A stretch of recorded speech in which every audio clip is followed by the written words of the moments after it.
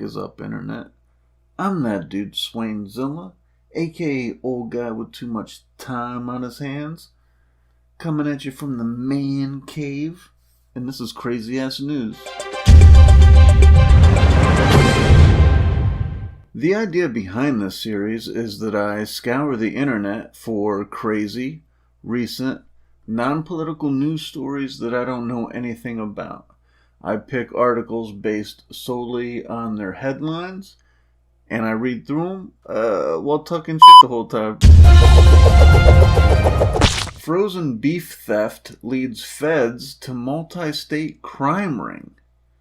You know things are bad when organized crime have to go back to cattle wrangling. An investigation determined the theft ring was targeting beef and pork packaging plants in Nebraska, Iowa, Minnesota, South Dakota, North Dakota, and Wisconsin. Yeah, that's probably like where most of the beef and pork is, right? Like, there's a lot of farming going on out in those part of the country. Big chunks of red beef lying on the freezer shelves with a big quantity of frozen ice and snow. This freezer hasn't been thawed in a long time.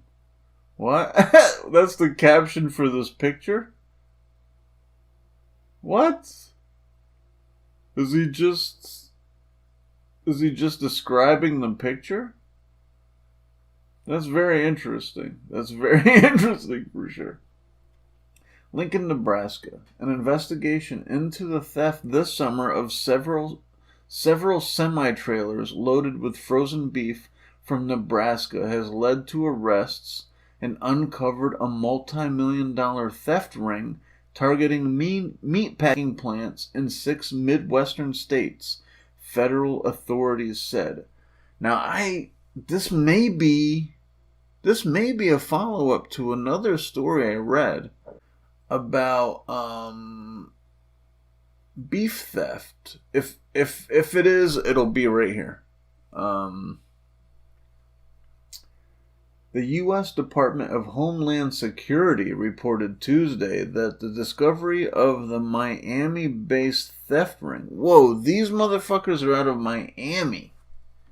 And they're stealing beef in Nebraska and like in the Midwest. Okay, so they're based in Miami.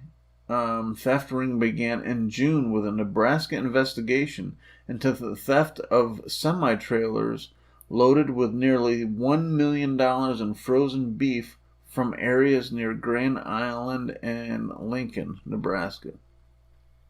Yeah, I remember the story I read. I was like blown away by like how much meat was worth. Like, I guess you just don't really consider it until you realize that like an entire like tractor trailer load of like steak and hamburger and shit, like, dude, that's hundreds of thousands of dollars just in one trailer load. It's insane to even think about. The investigation, led by the Lancaster County Sheriff's Office in Nebraska and Homeland Security's Major Crimes Task Force in Omaha, determined that the theft ring was targeting beef and pork packaging plants in Nebraska, Iowa, Minnesota, South Dakota, North Dakota, and Wisconsin. Charging documents say federal investigators used phone records and GPS tracking devices on trucks being driven by 3 men from Miami to place the men in and around meatpacking plants where trailers of meat products were stolen. Damn, dude. Like, thorough. The documents don't say what the men did with the meat. Lancaster County Sheriff's... Wait. The documents don't say what the men did with the meat? Like, they're trying to sell it, right? Or, like, what does that imply? That there were other plans? That's a weird phrasing. Lancaster County Sheriff's Captain Michael Peshong said Wednesday that officials are still investigating those details. All right, yeah, they don't want to say what's up, and because it's still like an ongoing investigation, right? We haven't nailed down the exact details on where all the meat stole ended up yet, Pei Xiang said.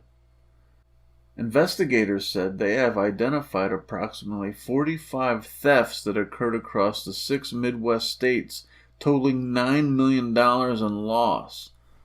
45 thefts, right? Like, that's not a big number. We're not really seeing what the timeline is.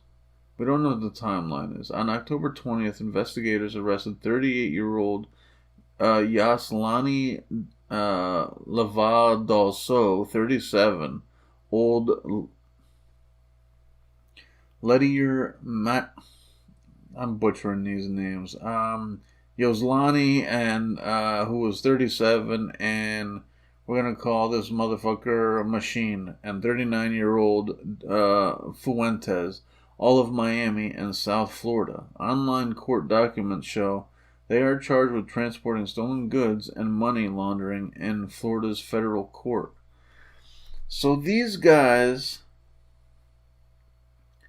you know what I mean? Kudos to people that are smart enough to figure this kind of shit out. You just wish that, like, dude, if you're putting this kind of effort into figuring out how to get around the system, imagine if you just work the system, right? Like there's probably a way to do this.